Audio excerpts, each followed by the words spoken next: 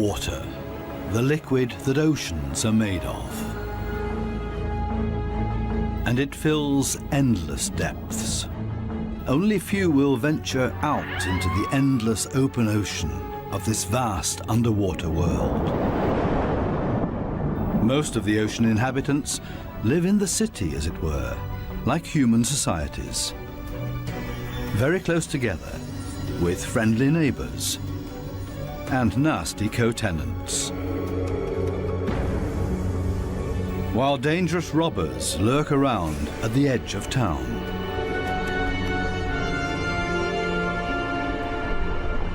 To assert yourself here, you have to be equipped with all kinds of tricks and clever strategies, or lie and cheat. Coral reefs are the largest structures in the world.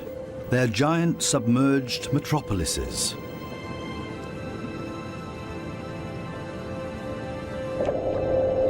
Millions of different inhabitants live in these cities, a universe with coral palaces and soaring towers.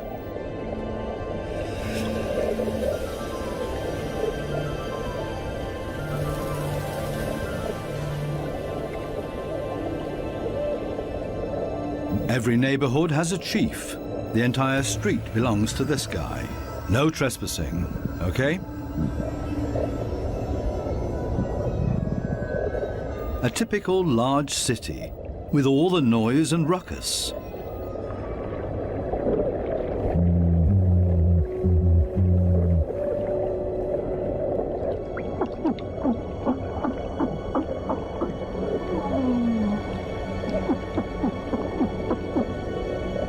Even this little porcupine fish bleats around. It creates this sound with its swim bladder. Two small harlequin shrimps are nibbling on this blue sea star.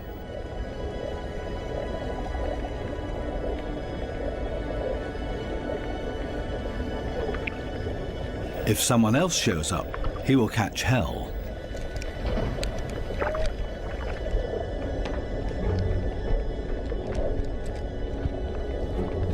Another harlequin shrimp busy pulling a bite out of a sea star.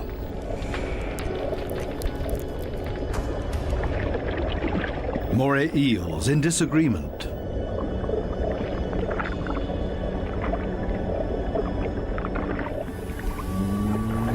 A scorpion fish shuffles across the ocean floor.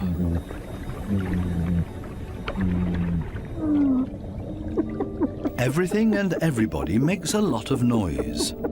A boxer crab threatens everybody that comes by, holding two poisonous anemones in its claws. At least the anemone reef looks peaceful. Or does it? The clownfishes are having a huge squabble. Who does this anemone belong to? We can hardly see this fish, but he's easy to hear, a crocodile fish. Does this giant puffer fish hear something?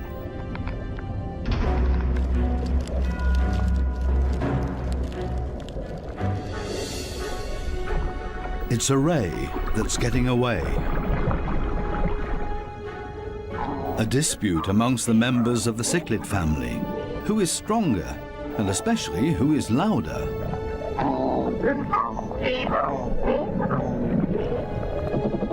Two Walkman fish are noisily trying to woo a female.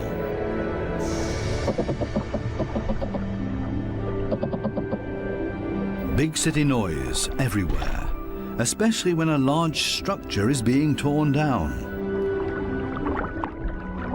Everybody lives in their own way in this noisy metropolis. Some hover above it all, but others are more down to earth and literally live in the coral sand. These goat fishes, for example, they plow through the ocean floor and catch smaller animals between their teeth. They use their barbels like a dowser. With them, they can detect even the weakest electric fields that point them towards small prey.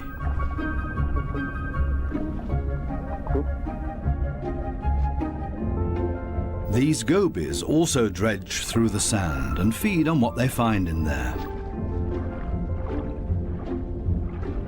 There's another way of finding prey in the sand. This blue-spotted stingray uses its wings like shovels, and there's always a chance of stealing something. While one works, others just stand by and feed on what's left over, maybe a piece of crab or a mussel. You have to be very familiar with this area to find the best morsels.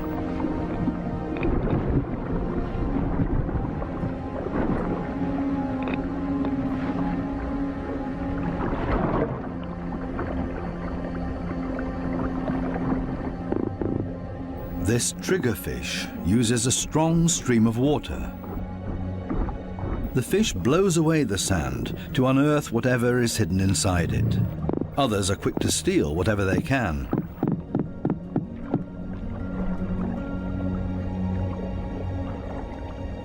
The triggerfish is a commanding fish, and most reef inhabitants are easily intimidated by him, except for these strange visitors that don't seem to show fear. In any case, it's best to cover them up with sand.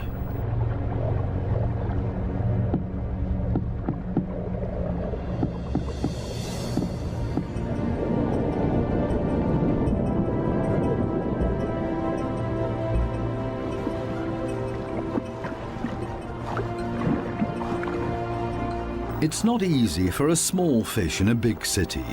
There's always somebody with bad intentions, and you have to be extra careful not to get swallowed, like these moon wrasses, for example. So it's always safer for the smallest among the reef inhabitants to show up in schools. It's difficult to keep an eye out for only one little fish, and as a result the predator often grabs blindly at nothing and comes up empty. To show up in a big mob is always safest. Others are easily distracted at the sight of so much prey all at once. This easygoing giant pufferfish would never have a chance here anyway. Being part of a school of fish is always the best protection from predators. The slow ones are being ignored. No danger here.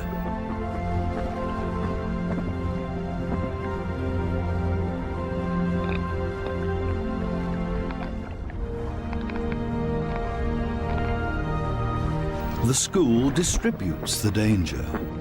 If there are 1,000 fishes, any of them can be the target, and 999 are going to be just fine.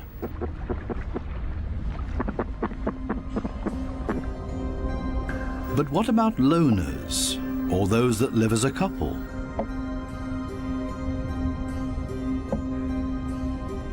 Seahorses, for example, camouflage themselves to look like the coral branches they're holding on to.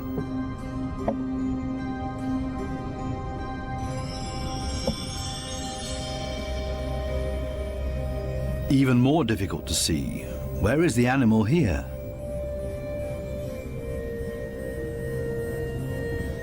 Only the eye betrays this trumpetfish's camouflage.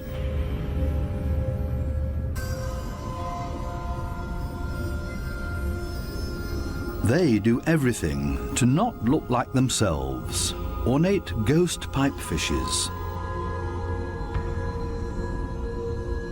They're inseparable, a couple. The female is already carrying eggs in her extended belly. Before long, the male will fertilize her eggs. They are still regular fishes, despite their unique costume. This one looks like torn-off seagrass. The spiny waspfish rocks back and forth in the current.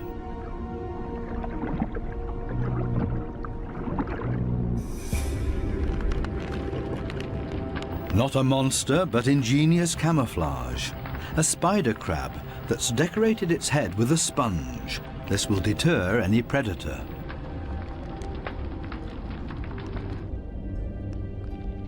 Another great camouflage, a barrel decorated with rocks. Only the movement of the gills betrays this stonefish.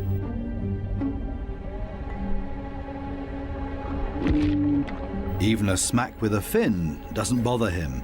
The fish knows it will not hurt him. It only shoves him a little further to the side.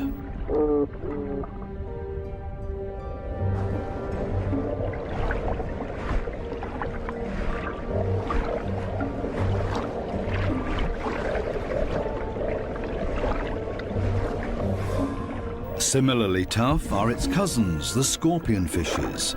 They lie there as if dead, especially when others around them freak out. And even when moray eels fight with lionfishes for food.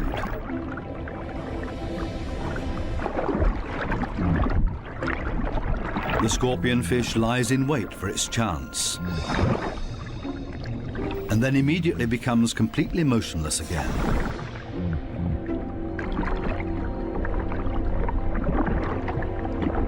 The only difference is that it raises its dorsal fins with the poisonous barbs inside, is completely still but now also armed. This large anglerfish virtually blends into the background tangle of algae and leaves. Right now, the anglerfish is on high alert. It ejects a large cloud in order to throw off predators. It's not the time to feed or catch anything. Its angling rod is lying flat on the fish's back. The white tip at the end of the rod is used to lure prey. The anglerfish feels threatened by something. Finally, it gives up its camouflage and moves further over, using its fins to float.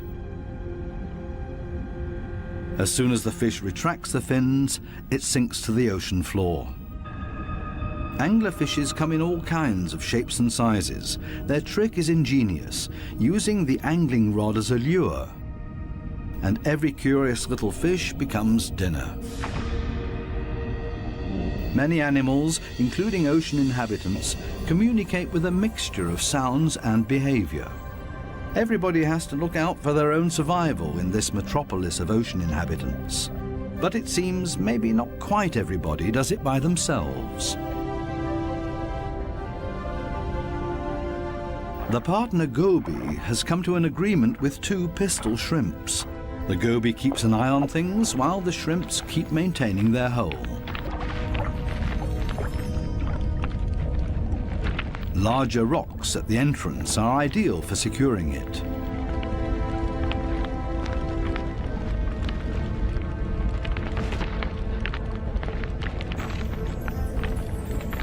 They're an experienced team.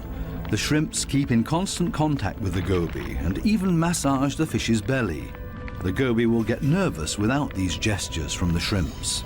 The pistol shrimps need a cool and collected bouncer at their entrance.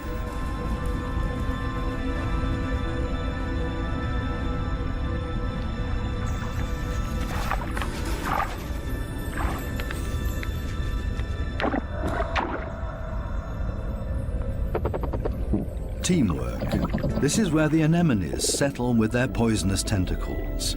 Whoever gets caught by those will pay for it dearly or lose their life.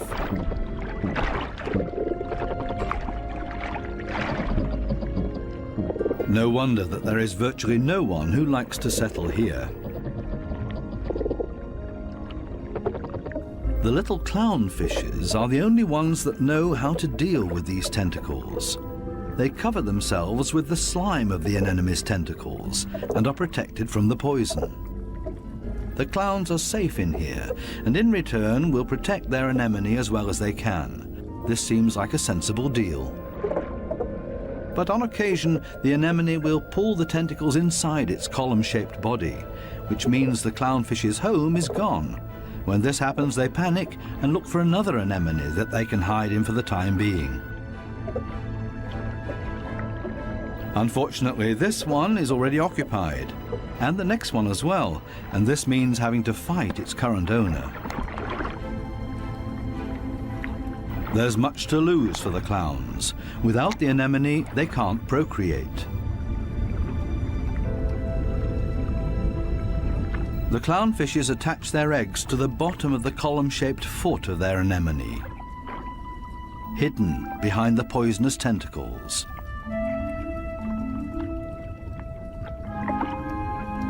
Both male and female tend to the eggs. They fan fresh water on them. The eyes of the babies are already clearly visible.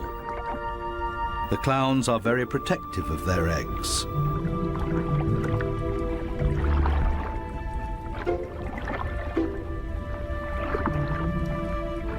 It takes the two of them to protect their offspring, and only in conjunction with the anemone. Everybody in the reef has to take special care of their young. If they don't, it means their species will simply die out. So it's not surprising that everybody gives it their best effort.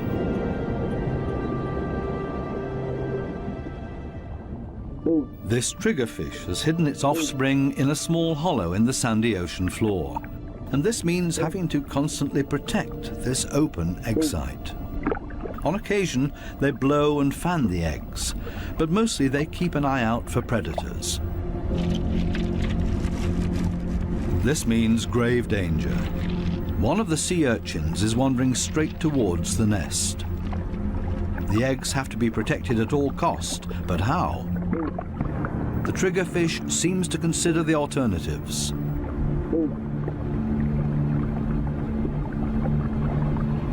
But then it blows and then rams the sea urchin.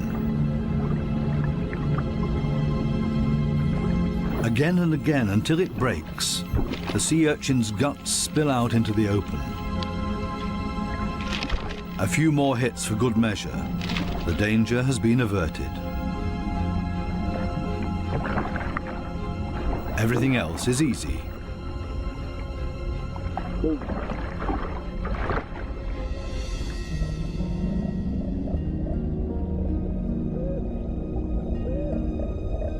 Two little damselfishes cling to a coral branch, a pretty and obviously inseparable pair. They appear to have something important to do. And there it is. The female has been laying eggs and glued them to a coral branch. Over and over again, both of them sweep past the eggs to keep them clean. Two very busy parents in the middle of town. Not far from them, the same kind of damselfish, but this one is feeding on the eggs, not tending to them. This damselfish's priorities have changed. Its partner is gone, and it's impossible to bring the eggs through by itself. So it feeds on its own eggs to at least recycle the nutrients.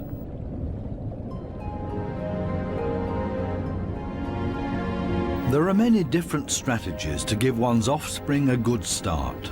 Some are surprisingly easy.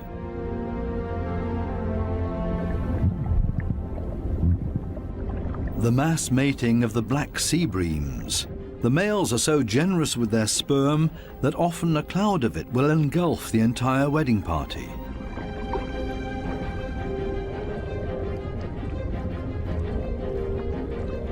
Countless couples and constantly in motion. A predator would have a hard time to find its bearings in this schooling behavior.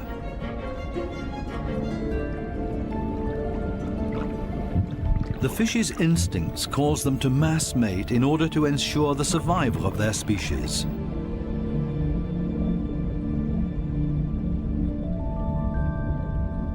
Cardinal fishes have their own clever means of child protection.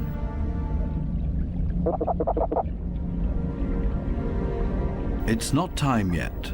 The couple are still flirting and courting with each other, going around and around.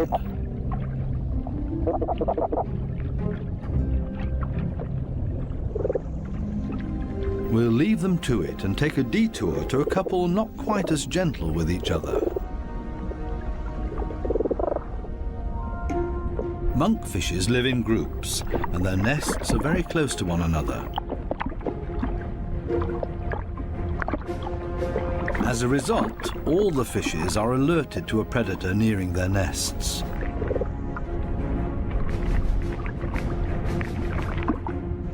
Hermit crabs love to feast on the eggs of the monkfishes, so the protective parents are all getting nervous.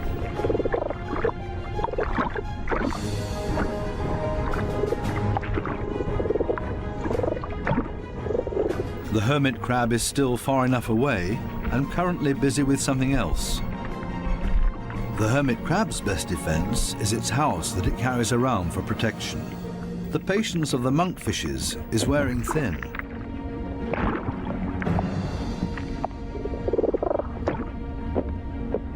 Now everyone attacks in order to bowl the crab away from their nests.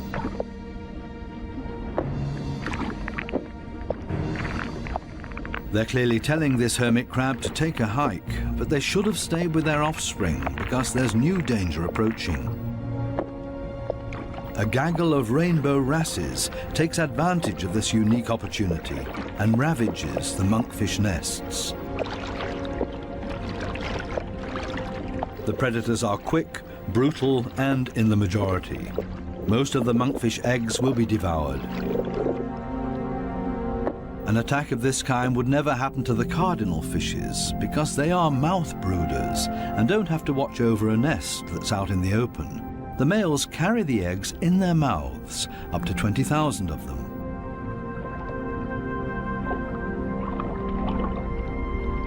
A mobile nursery. They're safe here in their father's mouth, unless, of course, he gets eaten.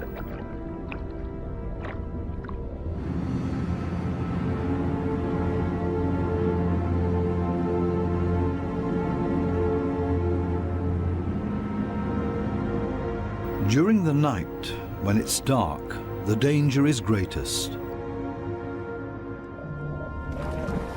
These underwater cities have a very active nightlife with special attractions. Basket starfishes come out and sit in the current. It's a night-active type of brittle star. With their arms full of tiny little hooks, they filter plankton out of the water to feed.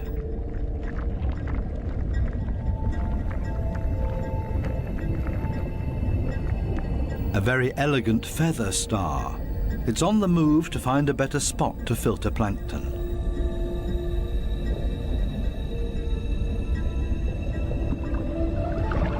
This Spanish dancer is even more graceful and elegant than the brittle stars. It's a type of nudibranch.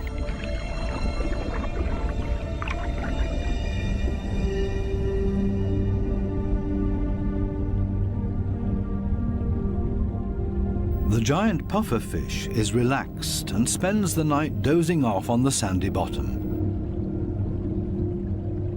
Others prefer the safety of their quiet bedroom, a surgeonfish. Everybody settles in for the night as comfortably as possible. The parrotfish tucks itself away in its mucus cocoon for protection against predators. Everybody's sleeping arrangements are different. The poor triggerfish has to stand guard by its nest all night long. There's no time to rest.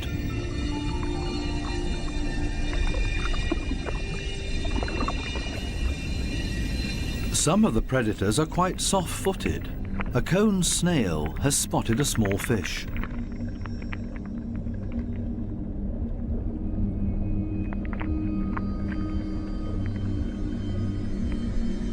The snail is fast, and the prey disappears in the blink of an eye.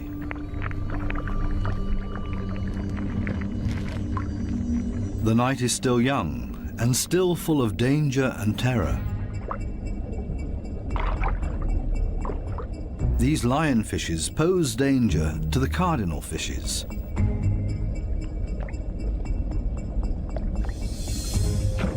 Lionfishes suck in their prey.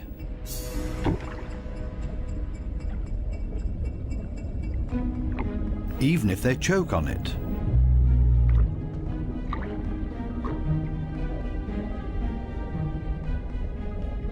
They're hanging around waiting for their chance.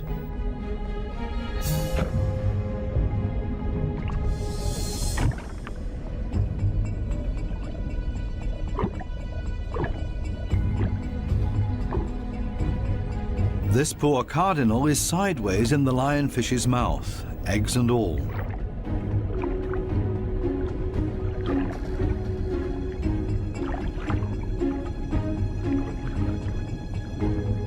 Lionfishes aren't the most elegant predators, with all their attachments and frayed fins. But this is all part of their camouflage. They're harder to see and blend into the background. Outside the reef, the lionfishes hunt as a school. They drive their prey towards one another with their fanned-out fins.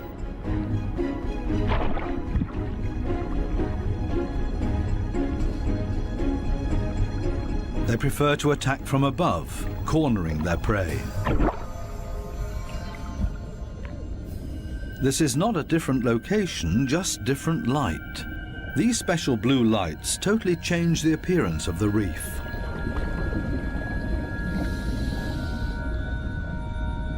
Now we can see that the coral polyps are bright red, and they clearly stand out from their environment.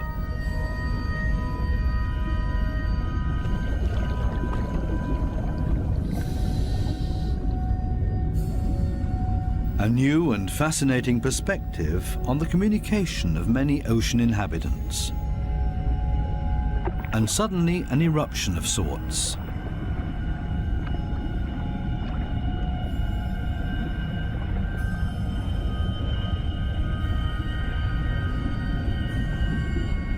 It looks like smoke, but in reality it's a type of reproduction. A carpet anemone is ejecting its sperm.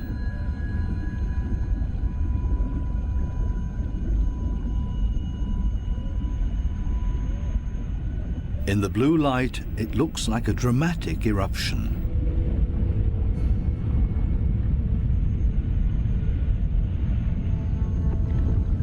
A hermit crab as a magic lantern.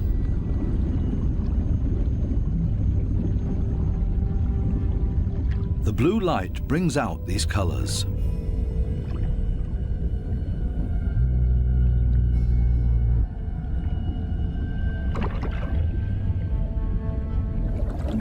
An entire group of lionfishes on a food foray.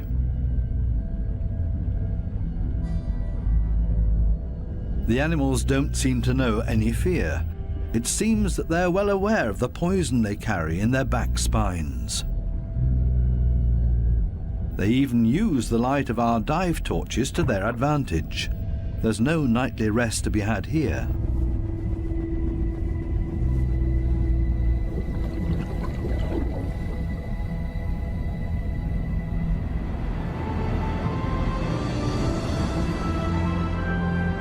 With the first daylight, new life comes into the reef city.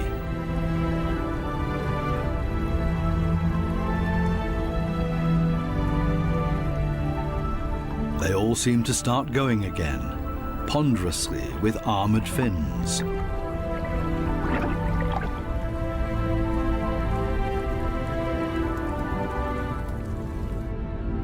As pedestrians, and as light and quiet as possible.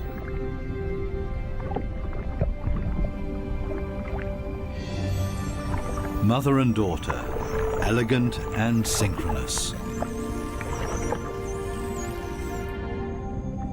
Some have to hustle along on 10 legs. This spider crab runs straight into a brittle star gathering. A giant smash-up in the early morning. Wildly flopping around, everybody tries to get away.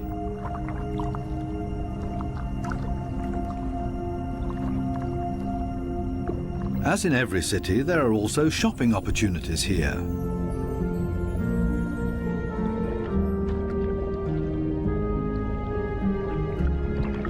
This moray eel knows her shops well. She rushes to her favorite store every morning. The same with this blue-spotted ray. But they haven't opened yet. It leans on one fin as if to say, it's waiting.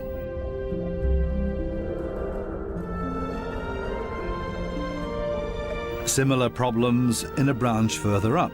These sweetlips are also waiting to be tended to. Here they come, a little late this morning. The small, cleaner wrasses are starting to open their shop and are hungry. They're ready to rid their customers of parasites.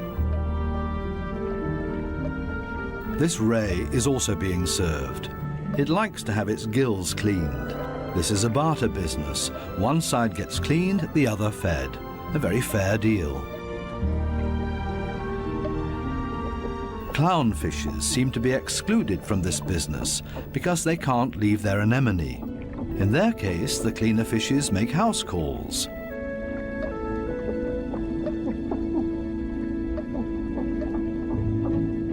This snake eel is also otherwise engaged, and the cleaner shrimps are also making house calls for him. Finally, it's the moray's turn. It has a lot of nutritious freeloaders on its skin and in its gills.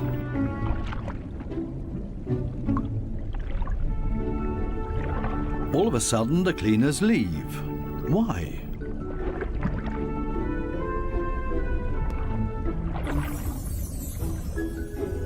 This Titan triggerfish is no better off. The treatment has stopped before he was finished.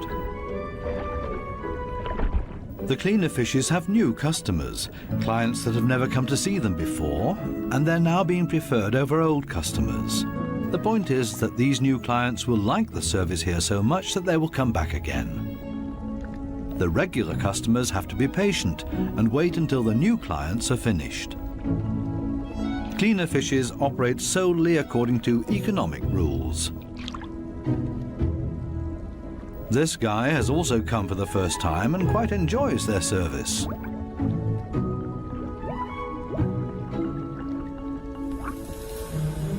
Sometimes it's too much of a good thing, though. This small black-spotted puffer just wants to look around and is not asking for a cleaning at this time. It swims away quickly and clearly annoyed. It's time to go back to the regular customers before they get impatient and leave for good.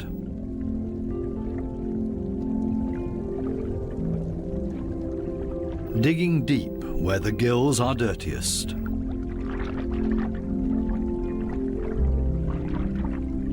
One last time through the mouth, and it's as good as new, and the teeth squeaky clean. Now this male moray can start looking for a suitable female. She is clearly not interested in male visitors. This next dugout also does not look encouraging.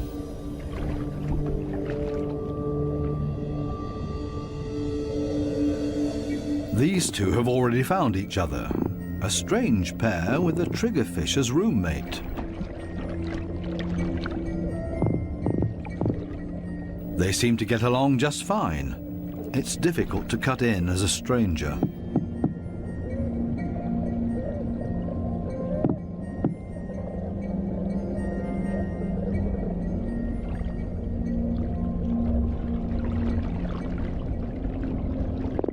It would also be well advised to stay away from this giant triggerfish.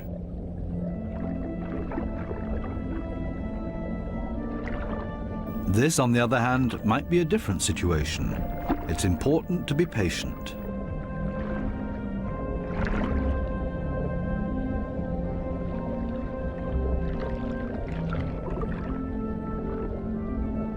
This female moray does not seem to be too reluctant. She's showing her teeth, which is not a sign of aggression, quite the opposite. She finally agrees to a date.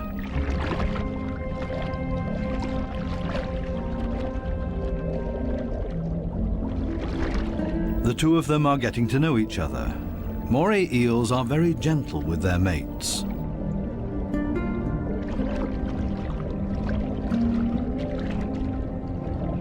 And they're good for another surprise, as partners of a phenomenal hunting party.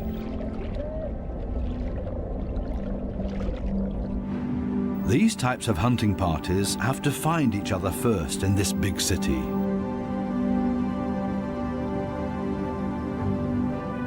The right place for the moray and her partner. The morays cooperate with the groupers. It's not so far-fetched. The grouper hunts in the open and the moray inside the reef. The moray is able to get in between cracks and crevices that the grouper can't get to. Together, they're a strong team. A grouper that's trying to convince this moray to hunt with him. The grouper signals this to the moray by rocking back and forth and shaking for all it's worth.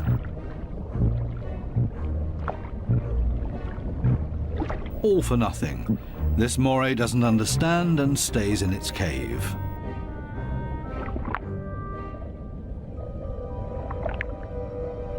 Next try. Maybe the moray will react this time and swim with him. Again, no luck.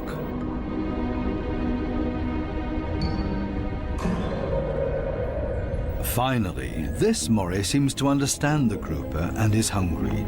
The grouper tilts its head and the moray accepts his invitation. Together they swim through the reef. The moray prefers to swim between the dark alleyways, and the grouper decides it's safer to stay on the main streets around the reef. This is not the right place. The grouper expected to find scared prey here. The moray takes a break and waits. It's not going to happen this way. Again, another invitation to go. They continue through the reef to another coral head. Also nothing for them here either. The moray is getting ambitious as well now and initiates a hunt on her own.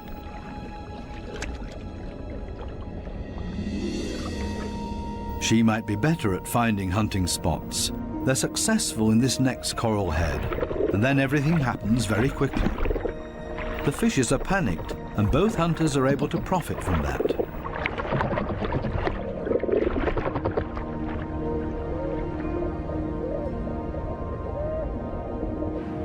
This coral city offers living space for millions. Many hideouts and crevices provide protection for everybody. My home is my castle.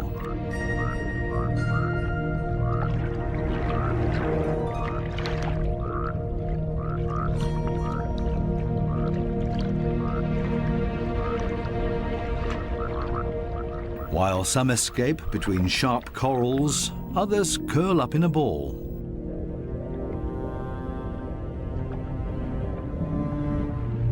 Octopuses don't have bones and are therefore able to change shape.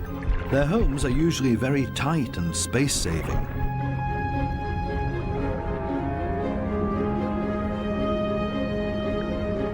They like to live a bit further apart from their neighbors because they're not necessarily always friends with one another.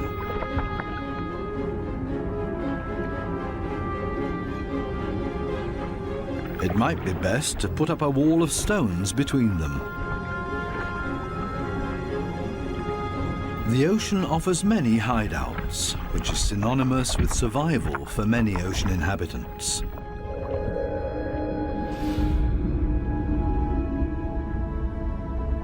They can also be hideouts that nature never intended to be there.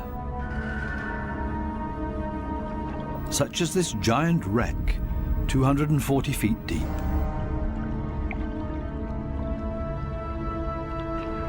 A research submarine on its way into the deep comes across a sunken freighter. It's an artificial world with countless nooks and crevices to offer protection and a home for many ocean inhabitants.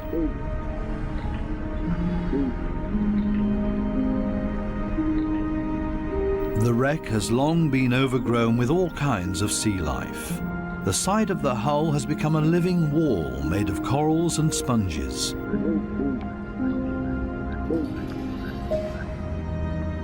Sunfishes, with their odd form of movement, patrol this area. They're looking for jellyfish.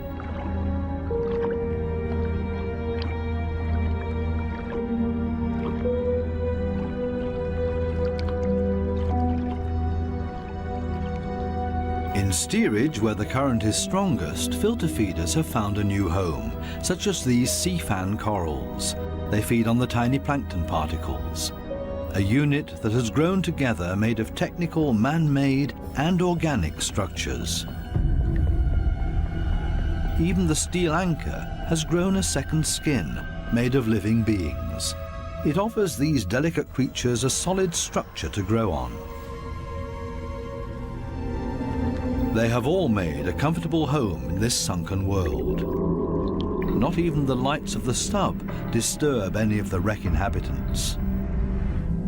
New life has been created out of the tragedy of this sunken ship, the ingenious, life-renewing cycle of nature.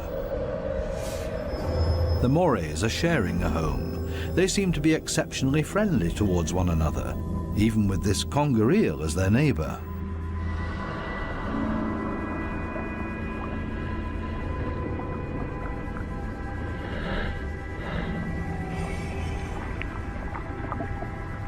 Even the octopus remains unharmed by the Morays.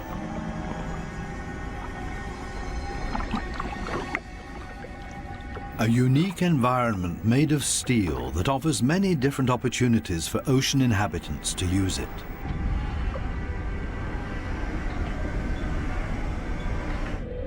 Even this fishing net offers a conger eel a place to hide. The original destination of the sub is located a bit deeper, a picturesque underwater city full of ancient amphora architecture. An antique merchant vessel sank here. Only the clay containers, once filled with Greek wine, are still visible. Now they offer homes and protection to many ocean inhabitants. Similar to the reef, hiding places are essential for staying alive down here. The amphorae have a very special shape. They taper towards the bottom, so they could be stored sitting upright in a layer of sand in the hull of the ship. The amphorae and their precious contents were safe during transport. Spiny lobsters welcome these types of caves.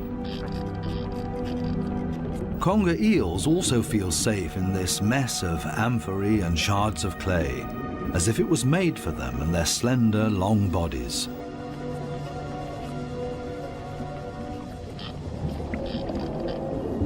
The city of amphorae on the ocean floor provides countless opportunities to observe, disappear, and be unseen.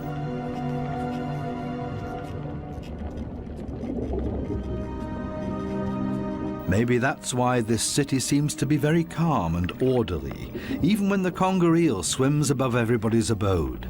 Nobody panics because they only have to withdraw slowly into their homes and are safe. The same goes for this forkbeard.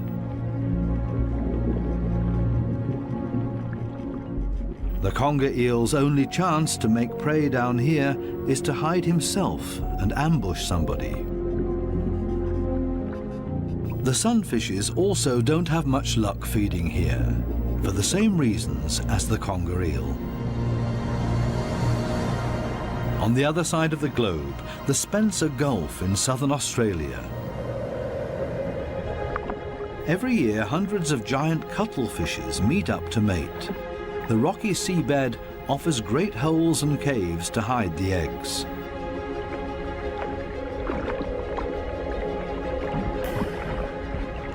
The females are smaller than the males and seem to be a bit shy, keeping their arms tucked tightly together.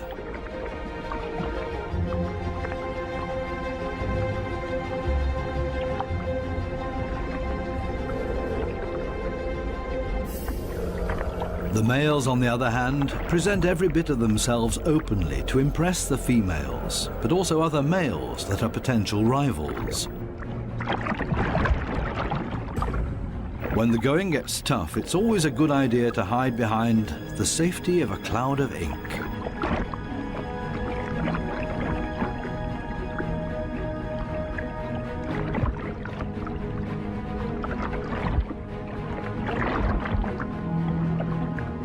Without much success. Escape in reverse.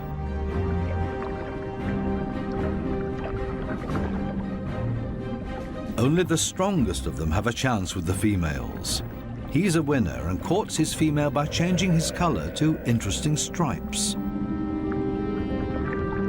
She has agreed to mate with him, and they hug tightly. He deposits his sperm package into her mantle opening.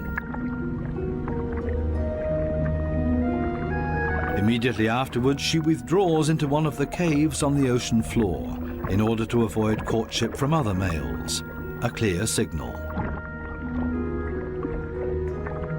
The male is protecting his female from other rivals.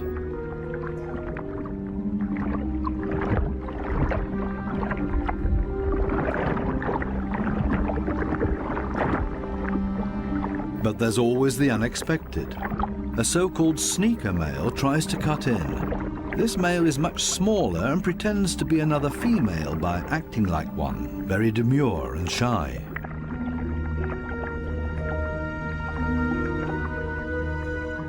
All seems to be fine in the den.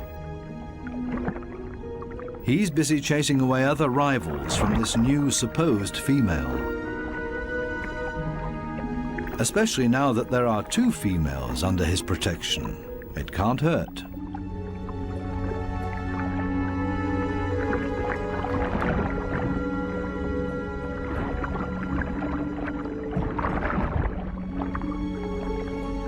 The two supposed females on the bottom below him are getting closer to each other, the sneaker male and the female. They mate in secret, under the protection of the strong male. As soon as the sneaker male is found out, it gets dangerous for him, but he has achieved what he came for and mated with this female. The beatings are nothing compared to the glory of his success. Intelligent strategies and tricks are essential for survival underwater and part of everyday life. A final dive into the magical world of sharks. This spot on a sandbank close to the Bahama Islands has great attraction for these lemon sharks. They come here by the hundreds, and nobody exactly knows why.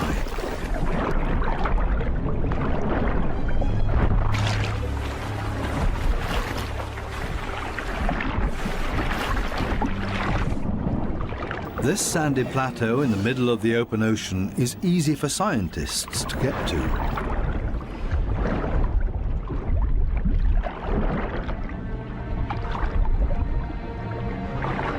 This experiment will show how sharks react to their own reflection. The metal mirror stands upright on the seabed. The animals that swim towards it will see their own reflection coming closer. How will these lemon sharks react? Now the researchers have to have strong nerves. Things stay surprisingly calm. The foreign object is almost ignored, as if it had been there forever. The sharks either swim past it or underneath it.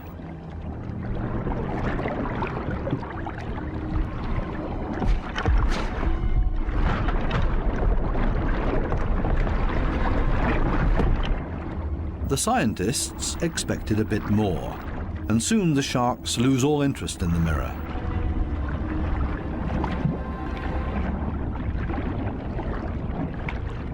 Some sharks even calmly drop to the seabed to rest.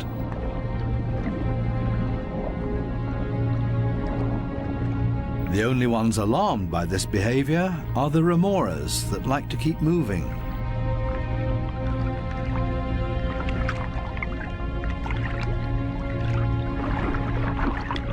They let go of their shark and see if they can't hitch a ride with a more active individual. Shark hopping. This one isn't a good choice either, so they continue to yet another one.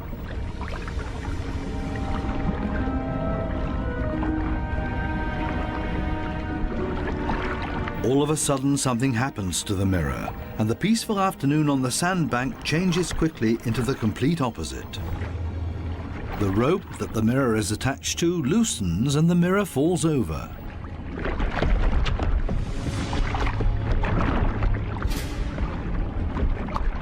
Suddenly, and seemingly out of nowhere, several sharks rush to the mirror and show great interest in it.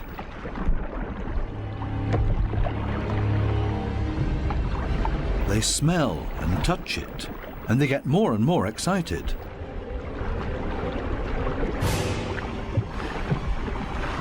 What happened all of a sudden? none of the scientists have any idea how to explain this change in behavior.